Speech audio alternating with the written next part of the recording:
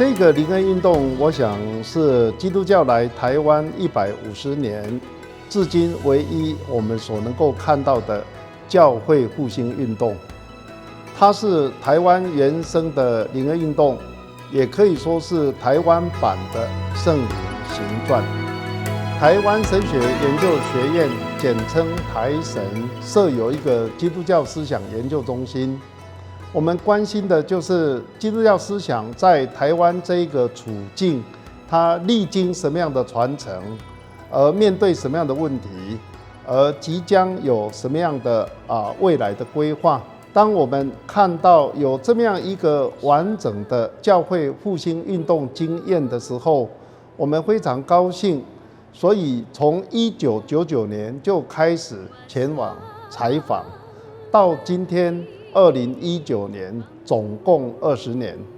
我们去过10几次，动员了200多位的学生，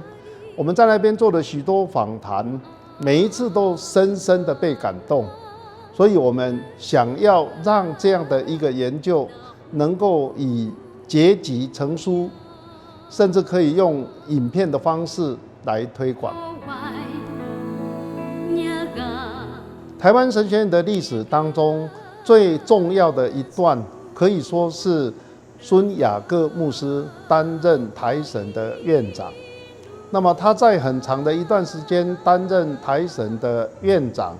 他又用周末的时间前往新竹、桃园的山区，主要是泰雅尔族居住的地方传福音。他不止自己去，也跟他的夫人孙理莲师母一道去，甚至他邀请了一对同工穆克里夫妇，他们一起推动了泰雅尔族的归信运动，也建立了泰雅尔族的教会。所以当我们去做这样的一个采访的时候，会感受到台湾神学院的成立就是跟宣教有密切的关系。从1872年马偕开创这个学校以来，它就跟宣教师宣教的负担有密切的关系。而孙雅各夫妇又推动这个神学教育进到山区，跟山区的福音运动结合。那么孙牧师比较早去世，在他去世之后10几年，孙理莲师母不断的继续做原住民的福音工作，甚至进一步发展成芥菜总会。借着芥菜总会，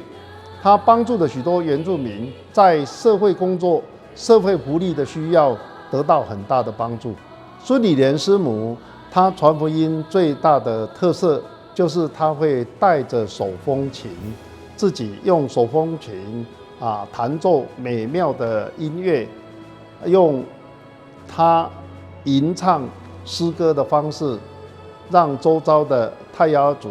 同胞们能够因此被吸引。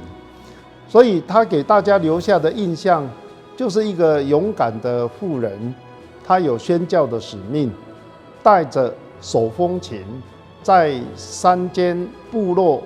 那一种交通非常不便的地区，到处响起音乐，这是我们对他的回忆。当我们进去采访这一个灵恩运动、圣灵复兴运动的时候，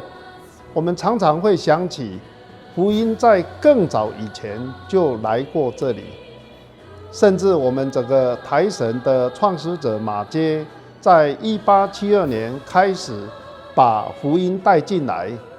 他可能从来也没有想过，刚好就在100年之后，